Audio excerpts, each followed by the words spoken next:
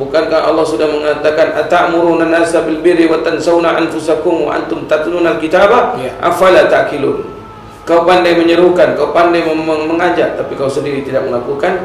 Apakah engkau tidak berpikir tentang betapa dahsyatnya dosa yang akan Allah berikan, yang azab yang akan Allah berikan? Boleh jadi orang alim, tapi tak boleh merasa alim. Boleh jadi orang soleh, tapi jangan merasa soleh. Boleh menjadi orang baik, tapi jangan pernah merasa baik. Masya Allah.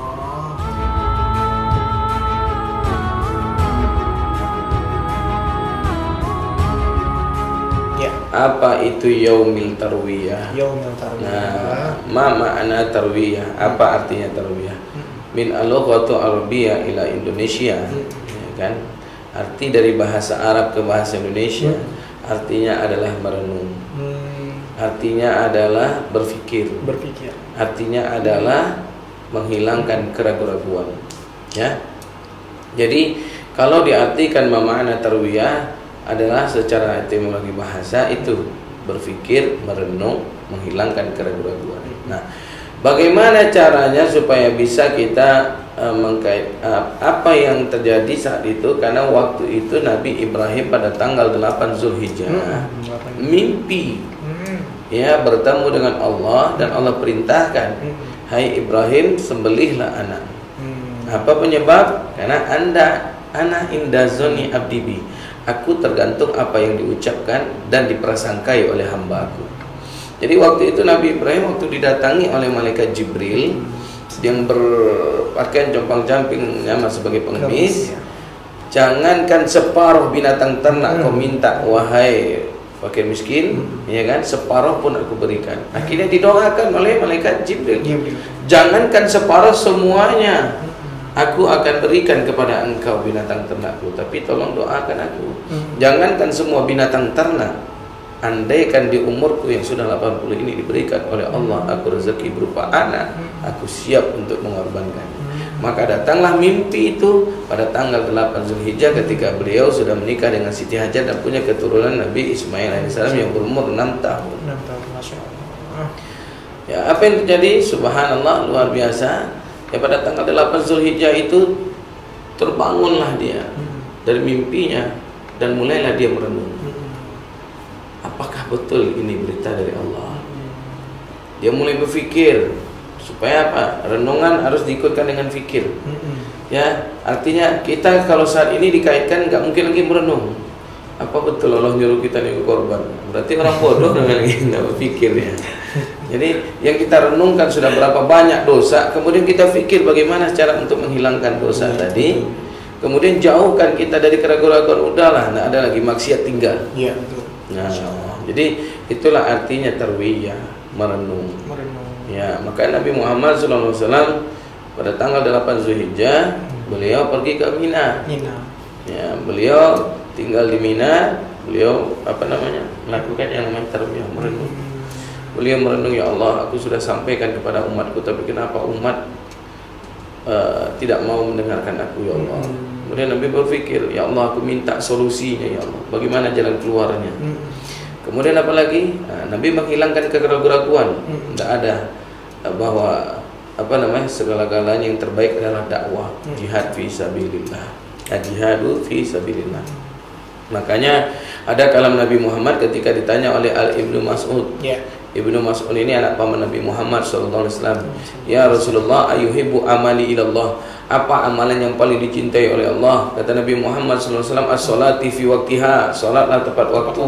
Maka di tanggal 8 Zulhijjah itulah Nabi Muhammad SAW memerintahkan kalimat ini. Yang kedua, al-jihadu fi sabilillah, berjihad di jalan Allah Subhanahu wa taala, ya, mendakwahi agama Allah Subhanahu wa taala, memerangi orang-orang yang berusaha menghancurkan agama Allah, termasuk menghina Nabi dan zuriat Nabi Muhammad sallallahu alaihi wasallam. Kemudian yang ketiga adalah birrul walidain, yaitu berbakti kepada orang tua. Jadi artinya hari tarwiyah ini kita merenung apa yang sudah kita banyak perbuat saat ini. Mana kita banyak buat dosa atau buat maksiat, mana kita banyak buat ghibah atau membuat orang jadi hatinya jadi senang, mana kita banyak berbuat untuk kebaikan atau pada keburukan. Renungkan. Tadi malam saya terbangun, saya merenung, ya Allah, dalam sehabis tahajud. Apakah yang saya lakukan selama ini adalah benar ya Allah? Tampil di depan channel TV Cahaya Hati untuk mengajak, menghimbau. Beberapa orang banyak berkata, dia mau iklan itu, dia mau pamerkan cahaya hatinya. Padahal niat kami baik ya Allah. Niat kami untuk ini. Saya berpikir lagi, oh ya udah, kalau begitu saya bawakan kebaikan-kebaikan. Ya, Nabi Muhammad saja ketika saya berpikir pernah dilempar dengan teh onta. Nabi Muhammad pernah dihina oleh seorang nenek, dia tetap berbuat baik kepada si nenek tersebut. Betul. Nabi Muhammad SAW pernah menggendong kayu bakar, tapi si nenek menghinanya terus.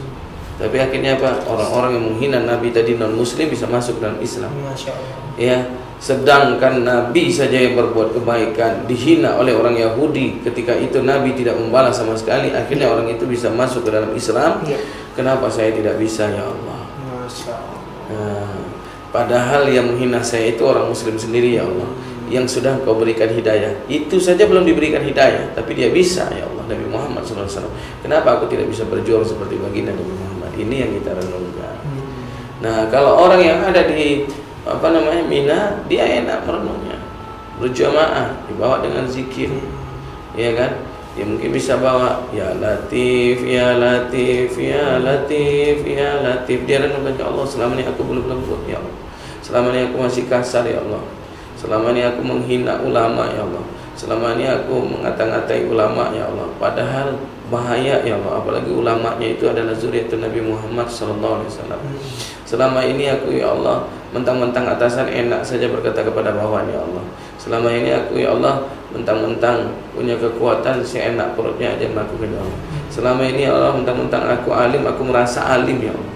Boleh jadi orang alim, tapi tak boleh merasa alim. Boleh jadi orang soleh, tapi jangan merasa soleh.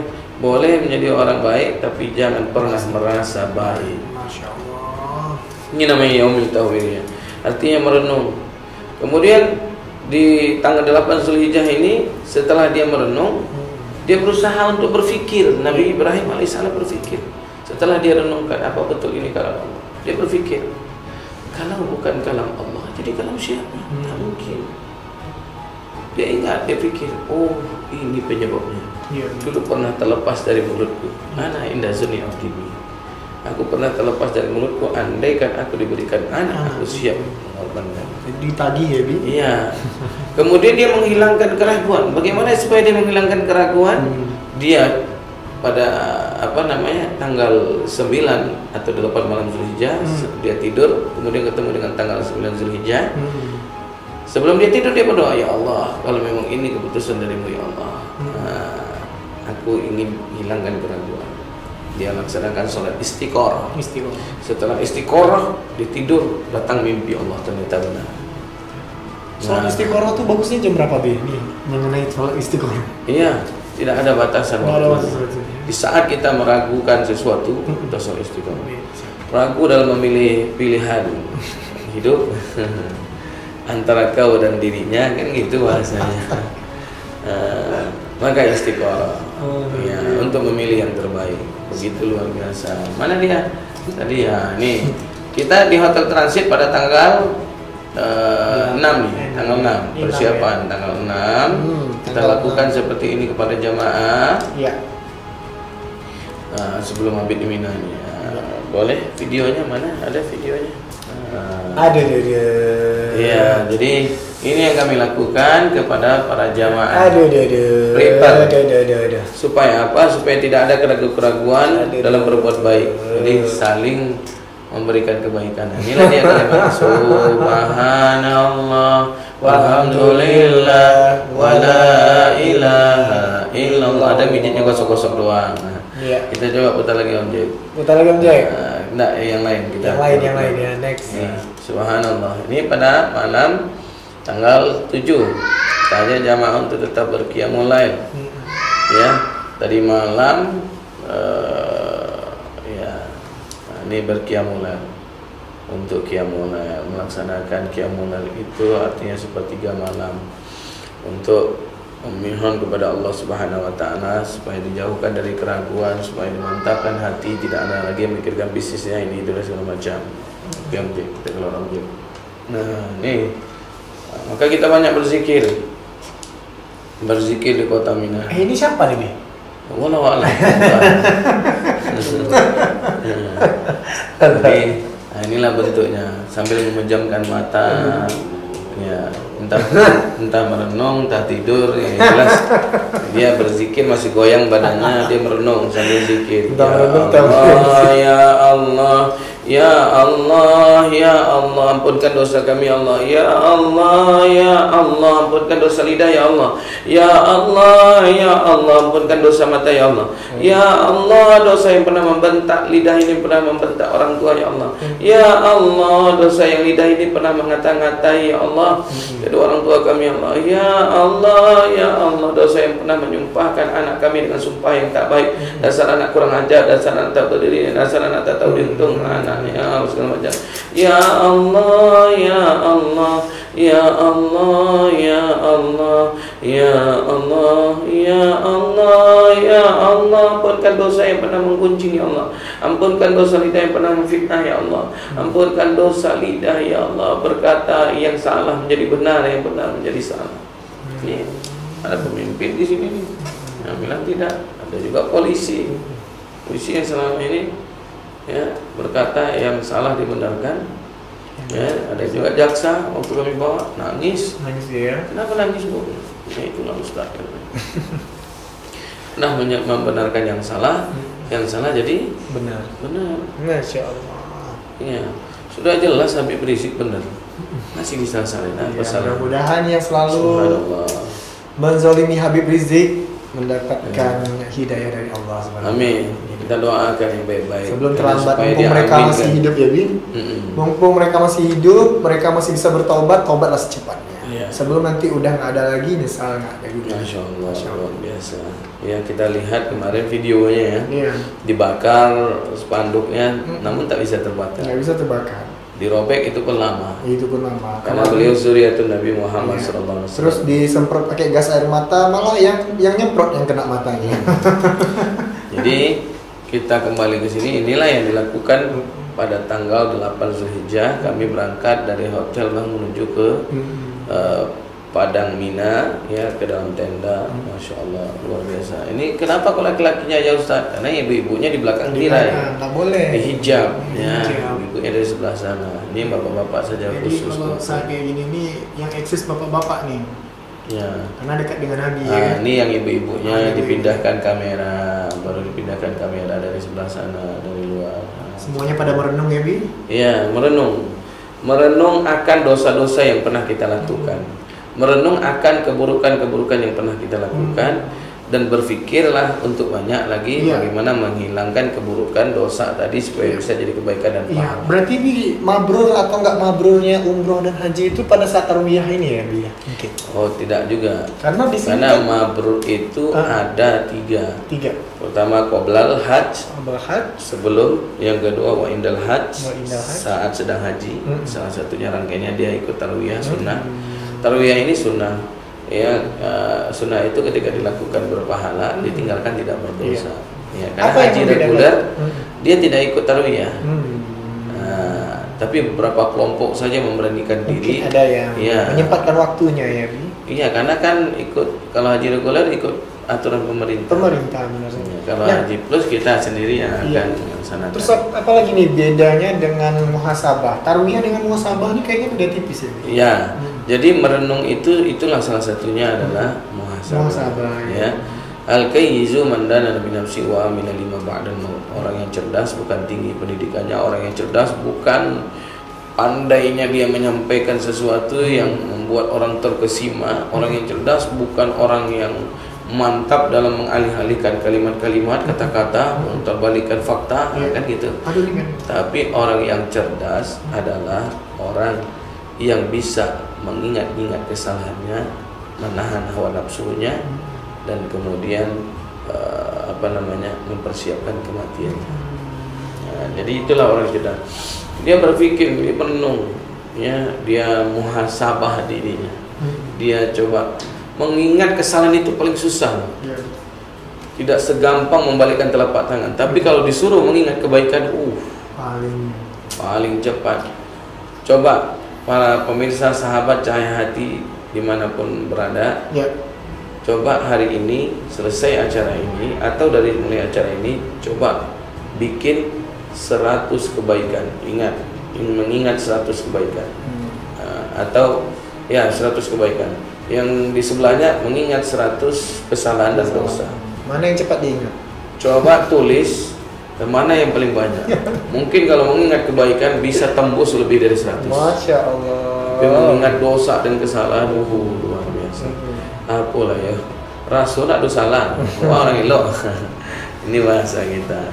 Maka oleh sebab itu para pemirsa sahabat Cahaya Hati dimanapun berada, yuk sama-sama kita mengingat-ingat kembali, merenung ya, merenungkan apa yang sudah kita berbuat selama ini. Dari tanggal 8 Zulhijjah pertama kali kita dilahirkan sampai tanggal 8 Zulhijjah kita berada di saat hari ini 1441 Hijriah ini. Mana dosa kita, berapa banyak besar kebaikan kita, berapa besar keburukan kita. Itu yang harus kita ingat. Makanya namanya mengingat-ingat, renungkan ya, renungkan apa yang sudah kita lakukan. Wahai para penjabat, wahai para pemerintah, wahai para elit politik, renungkan. Engkau berada di elit politik, engkau berada sebagai penjabat, engkau berada sebagai pemimpin bangsa, sebagai presiden, sebagai gubernur, sebagai bupati, dan engkau wahai para ulama yang berkoar-koar, subhanallah, bukankah Allah sudah mengatakan atamuruna an-nasa bil birri wa tansawna anfusakum wa antum tatluna al-kitaba afala ta'qilun. Kau pandai menyerukan, kau pandai mengajak, tapi kau sendiri tidak melakukan. Apakah engkau tidak berpikir tentang betapa dahsyatnya dosa yang akan Allah berikan, ya azab yang akan Allah berikan. Ya, karena ada ulama zaman sekarang yang dulunya itu A jadi B, yang B jadi A. Ya, dia nyuruh jangan sombong, tapi dia sombongnya bukan main. Ya, diminta aja nomor teleponnya tidak boleh. Masya Allah, harus lihat manajemennya. Ya, menghubunginya lebih gampang pula menghubungi, masya Allah, pejabat-pejabat kelas tinggi. Nah, itulah bahasa kita lagi. Tapi kalau misalnya bisa dapat menghubungi dia, ditargetkan pula berapa biaya bayarnya. Masya Allah. Nauzubillah min dzalik. Paling mudah itu menghubungi Allah. Dengan sholat 5 waktu, berdoa. Iya, menyadari kesalahan itu kita. Mari sama-sama kita merenung. Aku sebagai pemimpin bangsa, apa yang sudah kulakukan untuk bangsa Indonesia?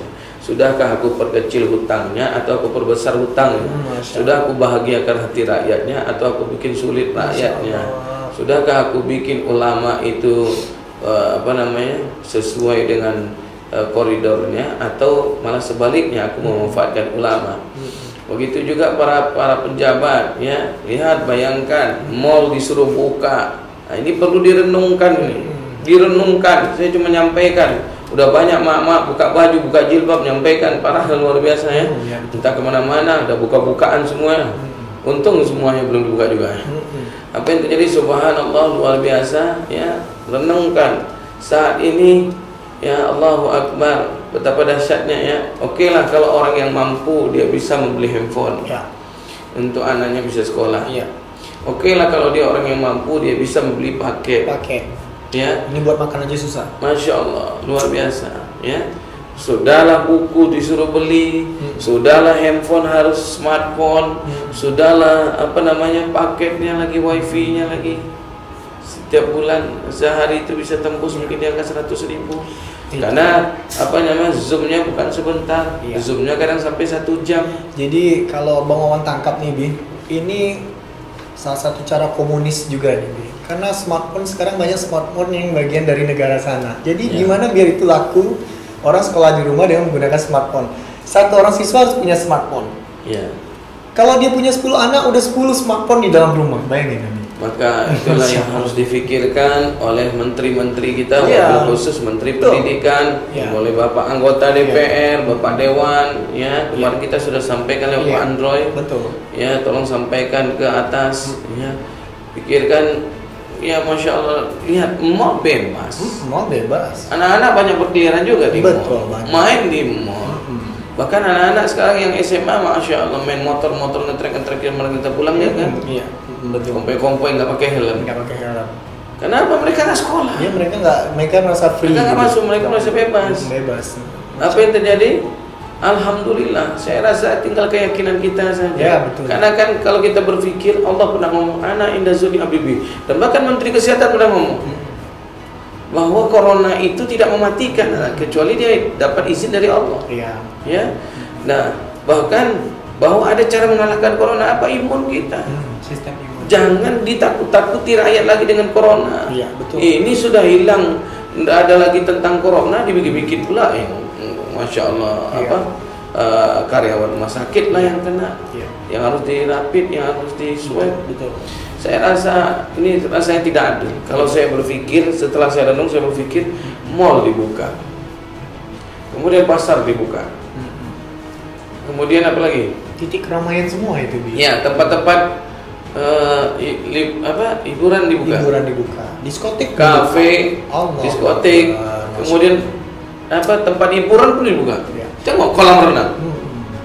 Emang ada aturan main kolam renang? Enggak ada ya kan, Bi. Mencebur-cebur saja. Jadi memang, Bi, pusatnya itu di kepala, Bi. Kepala kita aja, Bi, kalau tidak menggerakkan tangan ke sana mungkin tidak akan gerak gitu. Tapi ini kepala tuh betul yang bermasalah, Bi. Jadi semuanya tidak bergerak. Belajar kemarin saya lihat video di TV One bahwa di negeri sana seberang, di negeri Cina, di negeri Korea, anak-anak sudah masuk sekolah. Dibikin aturan main. Apa aturan mainnya? Disediakan tempat cuci tangan. Ya kan? Protokol kesehatan, pakai masker anak. Betul. Ya, atau mohon maaf lahir batin, kan bisa gurunya pakai dalam tuh apa istilahnya itu? Iya. Bisa ojek ambil nggak, Jack? Ojek. Iya. Minta tolong ojek. Maka Masya Allah, ini kan tidak menyalahi aturan. Jadi anak bisa sekolah, kemudian ibu guru, bapak guru tidak mendapatkan fitnah. Ini berapa banyak yang fitnah? Oh, enak lah ya, Pak Guru dan Bu Guru ya. Betul sekali, Bi. Masya Allah, anak kita suruh, akhirnya kita juga yang ngajarkan. Kadang guru-gurunya killer pula, udah nggak bertatap muka dengan muridnya, tapi ngasih PR seenaknya. Jadi ini Masya Allah, pada tanggal 8 ini kita merenung dan kita berpikir akan mau kita bawa kemana negeri kita. Ini dia. Kita aja cahaya hati pakai ini ya Bunda. Kita nggak sembarangan. Ini karena live aja nih, karena lihat kamera biar nampak wajahnya ya. Jadi kalau ngomong seperti ini kan nggak mungkin. Nggak nampak di kamera nanti. Tambah ganteng habis gitu. Tapi kalau ada tamu baru, ya kan? Jadi virusnya itu mungkin nempel di sini. Tapi yang namanya virus dari dulu kan sudah ada. Virus itu sudah ada. Cuman bagaimana imun tubuh kita. Salah satunya kita berpikir dan kemudian menghilangkan keraguan dengan bagaimana memperbanyak kita berzikir, kita istighfar kepada Allah. Mungkin ini kesalahan kita selama ini kepada Allah Subhanahu wa taala. Dan sebenarnya ini virus itu berlaku untuk orang yang jorok, yang makannya tidak dimasak, yang makannya bukan barang-barang yang halal. Jadi virus itu berkembang ya wajar gitu. Tapi kalau kita selagi masih bisa menjaga kebersihan sesuai dengan koridornya, ya nggak akan kena virus. Gitu. Ini kita di Mina nih, masih di Mina nih, kita pakai zikir kita. Zikir Arafah Mina kita. Jadi para jamaah, para sahabat, pencinta cahaya hati dimanapun berada. Jadi tarbiyah itu adalah renung. Renungkanlah apa yang sudah kita perbuat. Betul. Dari pemimpin negara turun ke penjabat, menteri, turun lagi ke anggota dewan, MPR, majelis perwakilan, kemudian turun lagi kepada tokoh-tokoh masyarakat, alim ulama, cerdik pandai. Apa yang selama ini kita perbuat, sudahkah kita melakukannya dengan ikhlas? Atau jangan-jangan kita melakukannya karena sesuatu, karena dolar, karena rupiah, mengharapkan dunia. Maka kalau itu yang kita lakukan selama ini, jangan pernah berharap kita mendapatkan berkah. Karena salah satu dari 15 penyebab hilangnya berkah karena tidak ikhlasnya kita dalam beramal. Karena kenapa kita selama ini berdakwah kemudian badan kita lelah? Karena mungkin selama ini kita belum menjadikan amal-amal kita itu menjadi amal yang lillah. Maka oleh sebab itu nih, renungkan. Lihat Nabi Ibrahim alaihissalam, dia merenung. Akhirnya dia berpikir. Setelah dia berpikir, barulah dia ambil keputusan. Ya, pada tanggal 9 Zulhijjah dia dimimpikan lagi oleh Allah. Nah 9 itu dia ambil keputusan, dia sampaikan kepada anaknya, lakukanlah ayah. Maka tanggal 10 terjadilah perjalanan dakwahnya Nabi Ibrahim dan Nabi Ismail alaihi salam ke tempat sebuah gua yang kecil. Disitulah disembelih dan diselamatkan oleh Allah dengan digantikan dengan hadiyu atau domba. Begitulah Nabi Ibrahim alaihissalam. Nah, bagaimana dengan kita? Maka suasana yang seperti ini, masya Allah, ini sampai menumpahkan air mata. mereka mengingat-ingat dosanya. Astaghfirullah Rabbal Baroya, Astaghfirullah minal khataya. Masya Allah, itu semua jamaah menumpahkan air mata. Rabbi zidni ilman nafi'an wa wafiqni amalan salihan wa wahabli rizqan wasi'an wa tub alaina taubatan nasuha wa tub alaina taubatan nasuha. Jadi salah satu hasil renung itu adalah kita berpikir untuk bagaimana bisa mendapatkan taubatan nasuha. Ya, karena tidak akan ada dosa itu diampunkan, tidak akan ada dosa itu dihapuskan kalau kita tidak akan ada melakukan taubat nasuha. Taubat artinya adalah menghilangkan perkara yang buruk jadi yang baik. Artinya adalah meminta maaf pada siapa? Kepada Allah SWT. Nasuha artinya adalah sebaik-baiknya. Jadi taubat dan nasuha adalah taubat yang sebaik-baiknya. Bagaimana taubat yang sebaik-baiknya itu? Taubat yang betul-betul membuat kita hijrah dan tidak kembali lagi dengan masa-masa lalu kita yang penuh dengan keburukan.